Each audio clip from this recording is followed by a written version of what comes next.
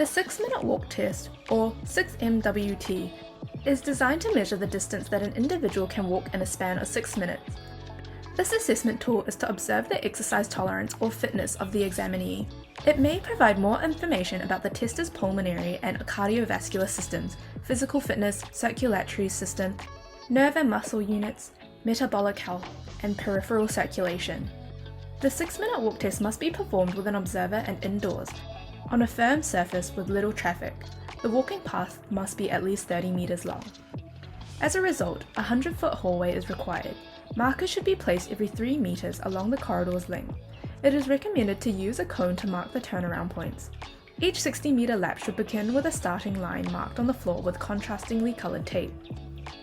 The following may be useful when conducting the assessment: a stopwatch, a measuring instrument, a 30-meter hallway with little traffic, 2 cones to indicate the distance to be travelled or any markings. This free 6-minute walk test sample will help understand the form and how to properly record all the information in administrating the examination. Fill out the patient's details and then fill out their resting position and then their body state at the end of the test. Fill out the rest of the test as shown on the screen. To find our 6-minute walking test, go to our Carepatron platform or click on the link in the description.